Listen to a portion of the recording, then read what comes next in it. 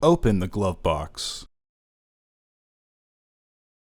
Remove the damper cord from the glove box. Push in on the sides of the glove box to release the stops. Detach the glove box from the hinges.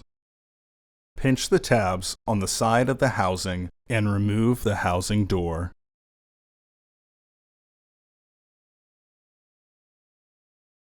Remove the old filter from the housing and clean out any debris inside. Insert your new filter into the housing with its airflow indicating arrow pointing down.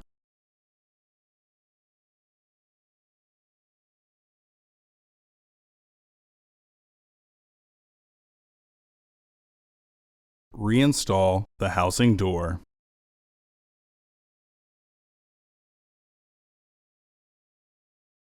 Reinstall the glove box by relatching the hinges. Some carefully applied pressure to the base sides will have it click into place. Partially close the glove box to re-engage the stops.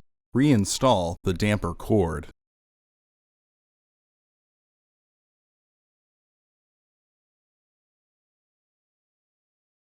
Close the glove box. Order your parts today at filterheads.com. Also, please like our video and subscribe to our channel so you won't miss any new content.